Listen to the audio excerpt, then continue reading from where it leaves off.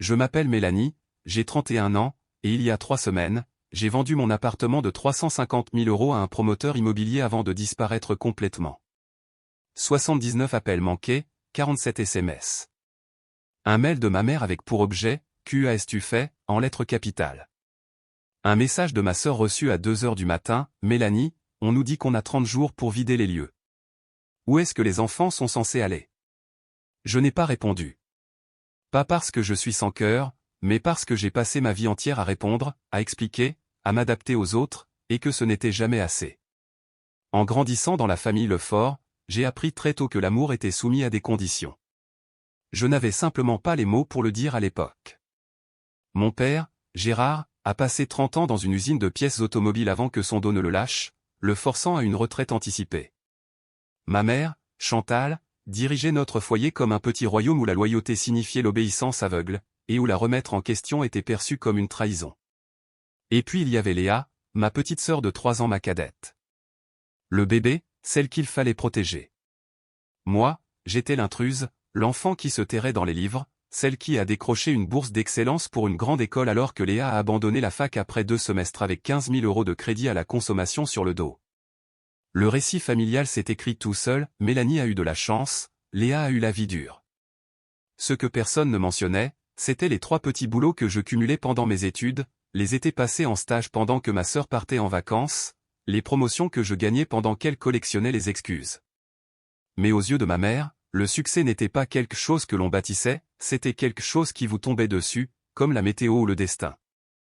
Et si le destin me souriait, alors je devais forcément quelque chose à ceux qui l'avaient ignoré. Les demandes des EAPOS, argent ont commencé doucement, 20 € pour le plein des EAPOS, essence, 100 € pour une facture imprévue, 500 € quand Romain, le mari de Léa, a encore perdu son job de cariste. J'envoyais toujours l'argent. Je ne posais jamais de questions. En y repensant, je ne me souviens pas de la dernière fois où ma mère m'a appelé juste pour prendre de mes nouvelles. Chaque conversation se terminait de la même façon, une requête enrobée de culpabilité, délivrée avec la précision d'une experte qui avait maîtrisé l'art de transformer les EAPOS, obligations en preuve des EAPOS, amour. J'étais le distributeur automatique de la famille, je n'avais juste pas encore lu les petites lignes du contrat. Mais ce Noël-là, dans la cuisine de mon enfance, les termes et conditions sont enfin devenus clairs. Il y a 3 ans, j'ai acheté un appartement dans un quartier en pleine mutation de Lyon, dans le secteur de la Confluence. 2 chambres, des lignes épurées, une vue sur la Saône qui me rappelait chaque matin le chemin parcouru. J'avais fini de rembourser mon prêt en novembre dernier, 8 ans de discipline, d'épargne, de missions de conseil en freelance et de refus de vacances que je ne pouvais pas me permettre. Le jour où j'ai versé la dernière échéance, je me suis assise par terre dans mon salon et j'ai pleuré. Pas de tristesse, mais de soulagement, comme la preuve que j'existais en dehors de ce que ma famille attendait de moi. Le quartier avait changé depuis mon emménagement, de nouveaux bistrots, des boutiques de créateurs à chaque coin de rue, les prix de l'immobilier qui grimpaient en flèche. Mon investissement de 280 000 € en valait désormais 350 000, peut-être plus pour le bon acheteur. Ma mère l'avait remarqué. Chaque visite à la maison s'accompagnait de commentaires qui semblaient anodins mais qui tombaient comme des pierres. « Tu vis seule dans tout cet espace », disait-elle en secouant la tête, « les enfants de Léa partagent une chambre qui fait la taille de ta salle de bain. » L'année dernière, elle m'a prise à part, « Tu sais, ma chérie, si tu voulais vraiment aider ta sœur à se remettre sur pied, ton appartement pourrait changer sa vie. » J'ai ri, pensant qu'elle plaisantait. Ce n'était pas le cas. Ce que je ne savais pas alors, c'est que Léa avait déjà contacté les promoteurs qui rachetaient l'îlot urbain. Elle leur avait demandé s'ils étaient intéressés par le rachat de l'appartement de sa sœur. Ils avaient décliné, ne traitant pas avec des intermédiaires non autorisés. Elle tournait autour de chez moi comme un requin depuis des mois, et j'étais trop occupé à signer des chèques pour remarquer le sang dans l'eau. L'invitation pour le réveillon de Noël est arrivée début décembre. Juste la famille, avait écrit ma mère, nous avons tant de choses à fêter. J'aurais dû m'en douter, les célébrations chez les Lefort coûtent toujours quelque chose à quelqu'un.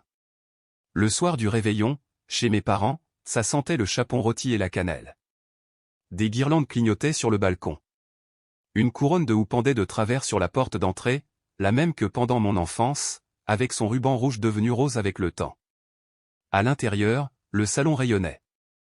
Un petit sapin trônait dans le coin, croulant sous les décorations que ma mère collectionnait depuis 40 ans. Charles Aznavour chantait sur une enceinte Bluetooth que mon père ne savait toujours pas vraiment utiliser.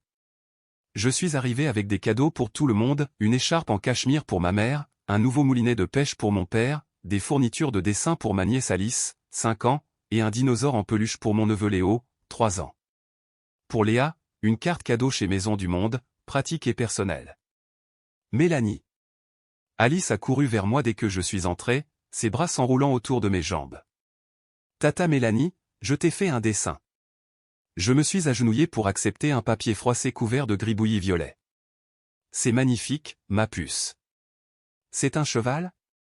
C'est toi, a-t-elle dit sérieusement, avec des cheveux violets. J'ai ri et je l'ai serré fort, respirant l'odeur du shampoing pour enfants et de l'innocence.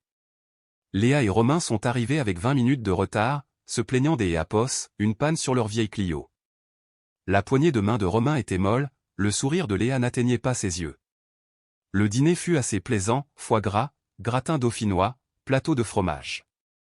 Mon père racontait les mêmes blagues depuis des décennies, ma mère chipotait sur la taille des portions, Léo jetait des haricots verts sur sa sœur.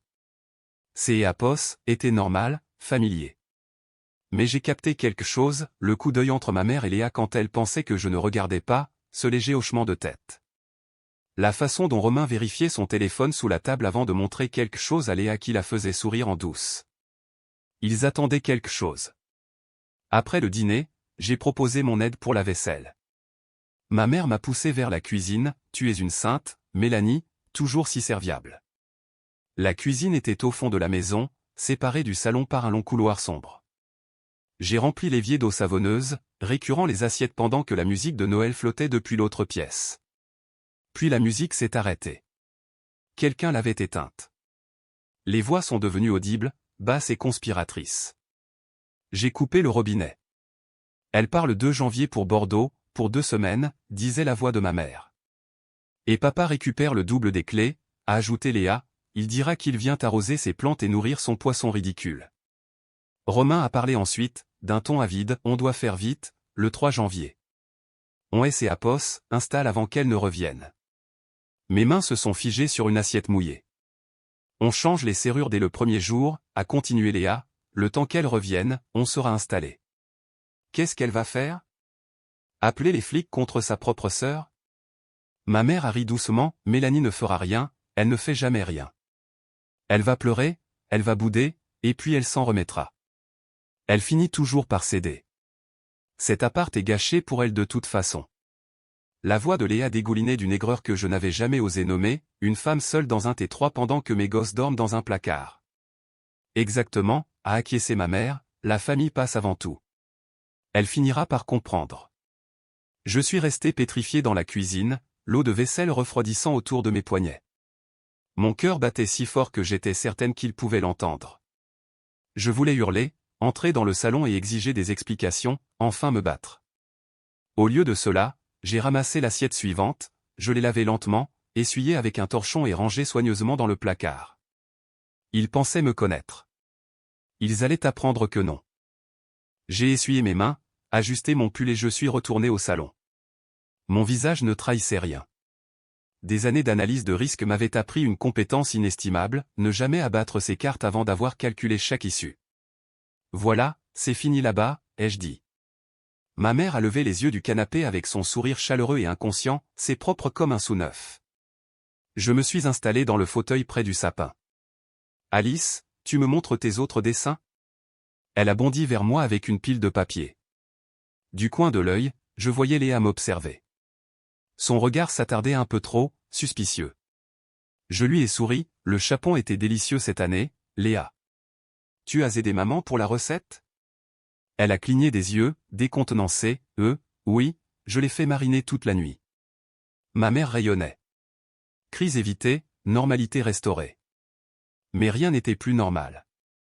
Je les regardais, ces gens pour qui j'avais passé 31 ans à essayer de plaire. Ma mère qui confondait contrôle et amour, mon père qui préférait se taire plutôt que de et Apos, opposés, ma sœur qui avait appris que Apos, être une victime était plus facile que des Apos, être responsable, et Romain, qui et Apos, était parfaitement intégré dans cette famille de profiteurs. Ils avaient toujours vu ma gentillesse comme une faiblesse. Ils avaient tort.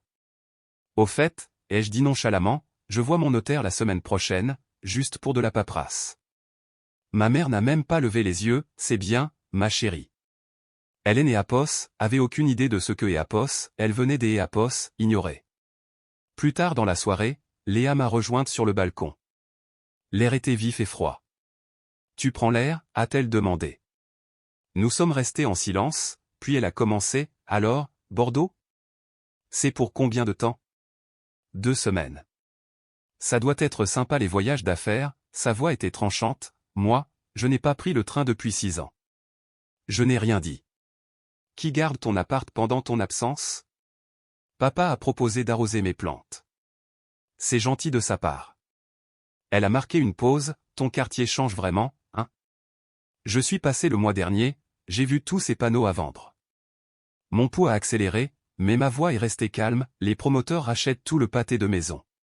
Ils veulent construire un complexe de bureaux et des lofts. Quelqu'un Apos, un T et Apos, a fait une offre? Je me suis tourné vers elle pour regarder l'envie qu'elle déguisait en inquiétude, quelques personnes ont demandé, mais je ne suis pas intéressé par la vente. Sa mâchoire s'est contractée. Tu devrais tes Apos, occuper de ton propre loyer des Apos, à bord, ai-je ajouté des Apos, un ton léger, tu ne disais pas que ton propriétaire était difficile. Elle est ses Apos, et Reddy, on gère. Elle est rentrée à elle Apos, intérieur, me laissant seul sous les étoiles. Elle m'avait testé pour voir si je soupçonnais quelque chose. J'avais réussi son test. Maintenant, c'était l'heure du mien. J'ai quitté mes parents à 21h30. Roule prudemment, ma chérie, m'a dit ma mère en me serrant les épaules, et Apos, oublie pas de laisser le double des clés à ton père. Bien sûr, maman. Le trajet du retour a duré 40 minutes. Une fois chez moi, j'ai appelé Julie, ma meilleure amie. Je lui ai tout raconté. Mon Dieu, a-t-elle soufflé, qu'est-ce que tu vas faire? Je ne sais pas encore. Tu pourrais les affronter, appeler la police quand ils essaieront des Apos, entrer. Et après? Les regarder pleurer et s'excuser pour qu'ils recommencent dès que j'aurai le dos tourné.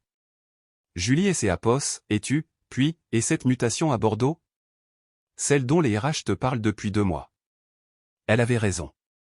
L'offre était dans ma boîte mail depuis octobre, analyste de risque senior, mutation permanente. J'hésitais car je pensais ne pas être prête à quitter Lyon. Mais pourquoi rester? J'ai aussi reçu des appels de promoteurs, ai-je dit lentement. Mélanie, tu penses à ce que je pense? En entrant sur l'autoroute urbaine, les lumières de la ville s'étendaient devant moi. J'ai passé 31 ans à être la personne qu'il voulait que je sois. Il est peut-être temps de découvrir qui je suis vraiment.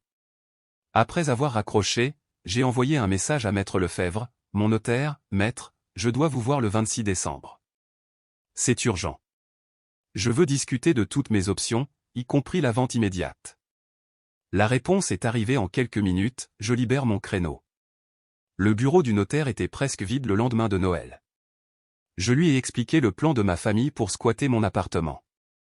Il a hoché la tête, option 1, vous attendez qu'ils entrent par effraction et vous appelez la police. Ils seront expulsés, mais ils prétendront que vous aviez donné un accord verbal. Ce sera votre parole contre la leur. Procédure civile, 6 mois minimum. Option 2, vous vendez. Le nouveau propriétaire gère l'expulsion. Vous Apos, êtes pas la méchante, vous êtes juste quelque Apos, un qui a vendu son bien. Le promoteur, Monsieur Marchand, est toujours très intéressé. Il a besoin de votre unité pour compléter son projet de démolition-reconstruction. J'ai regardé le ciel gris de Lyon. Si je lui vends, ai-je dit, n'importe qui vivant là-bas devra partir. Préavis standard de 30 jours, non négociable avec les permis de démolition. Pour la première fois depuis des jours, je pouvais respirer. Organiser une réunion. Monsieur Marchand était un homme pragmatique aux yeux des Apos, acier. Il aimait Apos, a offert 18% au-dessus du prix du marché avec une signature sous 10 jours. Pourquoi une telle hâte? Mon prêt bancaire se bloque le 15. Après cela, les taux changent. Apos ait besoin de toutes les unités des Apos, ici-là. J'ai étudié le contrat, je vais être honnête. Apos et une offre des Apos, emploi à Bordeaux. Apos hésitait, mais Apos et des raisons supplémentaires des Apos, avancées. Si je vous vends l'appartement, ce n'est pas moi qui expulse quelque Eapos, hein, c'est Eapos, et vous. Votre entreprise envoie Eapos, avis, votre calendrier, vos permis de démolition. C'est exact. Donc, je suis juste une propriétaire qui a vendu à un promoteur, rien de plus. Un éclair de compréhension a traversé son regard, c'est exactement ce que vous seriez. Il et Eapos a aussi confirmé que Léa et Eapos avaient contacté 2 mois plus tôt. Elle tournait autour de mon foyer comme un prédateur pendant que je Eapos aidais financièrement. Eapos ai pris ma décision. Le soir du Nouvel An, chez mon oncle Richard, Eapos, ambiance était festive. Léa et Romain rayonnaient. On déménage en janvier, disait Léa à ma tante Monique, un meilleur quartier, les enfants auront enfin leur propre chambre. C'est un arrangement familial, a ajouté ma mère en apparaissant près d'elle, Mélanie a toujours été généreuse. Elle ferait un Eapos, importe quoi pour la famille. Tante Monique et ses Eapos est tournée vers moi, c'est Eapos, et si gentil de partager ton toit, Mélanie. Ma mère me lançait un regard des Eapos, avertissement, ne fais pas des Eapos, esclandre. Au lieu de Eapos, énervé, Eapos, et sourit, la famille est de la famille, Eapos, est-ce pas? C'est Eapos, est ce que font les Lefort. Elles ont pensé que Eapos, elles avaient gagné. Hélène et Eapos avaient aucune idée de ce que le mot famille écho, signifiait désormais pour moi. À minuit, alors que les feux des Eapos, artifices explosaient sur Lyon, Eapos était devant mon ordinateur.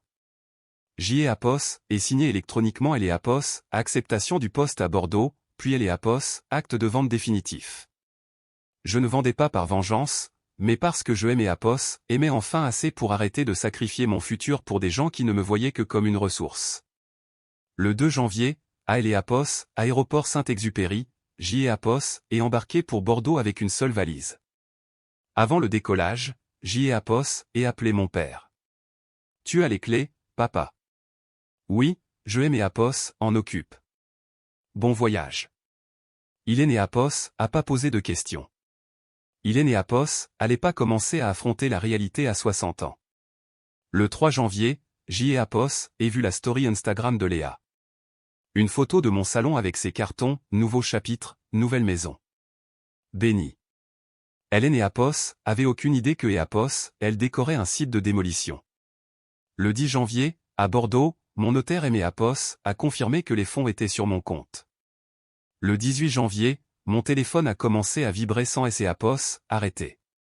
17 appels manqués à midi. Le premier message vocal de ma mère était hurlé, Mélanie Elisabeth Lefort. Rappelle-moi immédiatement. Que Eapos as-tu fait? Le second de Léa, strident de panique, il y a des gens ici avec des papiers. Ils disent que Eapos, on doit partir dans 30 jours. Mélanie, c'est Eapos, est une erreur, rappelle-moi. Le troisième de Romain, c'est Eapos, est insensé. On va appeler un avocat. Eapos et lu tous les SMS. Aucun ne disait écho. Aucun ne reconnaissait que Eapos, ils avaient essayé de me voler. Ils étaient furieux de Eapos, être fait prendre, pas des Eapos, avant. Le 21 janvier, Eapos ai envoyé un seul mail collectif à mes parents, Léa et Romain, avec mon notaire en copie. Eapos ai vendu mon appartement, un bien que Eapos ai acheté avec mon argent et qui Eapos appartenait légalement. Eapos ai appris que certains des Eapos, entre vous et Eapos, y sont installés sans mon consentement. Les nouveaux propriétaires ont émis un avis des Eapos, expulsion de 30 jours, ce qui est leur droit. Je ne discuterai plus de ce sujet. Si vous avez besoin des Eapos, aide pour vous loger, contactez les services sociaux. Ceci est ma dernière communication. Ma mère Eapos a répondu que Eapos était cruel. Mais la fille que Eapos, elle avait élevée, celle qui est Eapos, excusez toujours, Eapos existait plus. Toute la famille Eapos est liguée contre moi, sauf ma grand-tante Gisèle qui Eapos a envoyé un message discret, Eapos, et vu comment il Eapos ont traité pendant des années. Quoi que Eapos, il se soit passé, je suis fier de toi. Parfois, la chose la plus courageuse à faire est de partir. Le 17 février, ils ont dû quitter les lieux. Ils ont fini par Eapos, entassés tous les 6 dans le petit pavillon de mes parents. Ma mère a vite découvert que Eapos aidait Léa signifiait vivre avec le chaos permanent de Romain et des enfants. Quant à moi, ai trouvé un studio lumineux à Bordeaux, près du jardin public. Ai fait don de mes meubles de Lyon à une association. Argent de la vente est placé pour ma retraite et pour une bourse des EAPOS, étude que est créée pour aider des jeunes issus de milieux modestes. 6 mois plus tard, Léa a envoyé un message, elle a trouvé un travail et un petit appartement, ils ont quitté la maison des parents. Pas des EAPOS, excuse, juste un début de responsabilité. Est répondu, merci de avoir prévenu. C'est tout. Je ne sais pas ce que l'avenir nous réserve, mais pour la première fois, cet avenir m'appartient. Cette histoire soulève une question fondamentale sur la dynamique familiale, où est arrête la solidarité et où commence exploitation. Mélanie a été perçue pendant des années non pas comme une personne à part entière, mais comme une ressource financière pour compenser les échecs des autres. Ce qui est fascinant ici, c'est et la trahison silencieuse de la famille qui planifie de squatter son domicile dans son dos, tout en utilisant le langage de amour et du partage pour justifier injustifiable. En vendant son appartement à un promoteur, Mélanie ne choisit pas seulement la voie de la liberté financière, elle délègue le conflit à une entité juridique, le promoteur, pour éviter le chantage émotionnel direct. Est une analyse de risque parfaitement exécutée, mais qui laisse un goût amer sur la réalité des liens du sang. La réaction de la mère, qui finit par subir les conséquences de son propre laxisme en devant héberger Léa, est une forme de justice poétique. On voit souvent ce genre de schéma où enfant qui réussit devient le bouc émissaire des il refuse des être le sauveur éternel. Selon vous, Mélanie a-t-elle été trop radicale en vendant son appartement sans prévenir personne, ou était-ce le seul moyen efficace de se protéger des une famille toxique? Que feriez-vous si vous découvriez que vos propres parents et frères et sœurs complotaient pour installés chez vous à votre insu? Répondez en commentaire, je suis curieux de lire vos avis sur ce dilemme moral.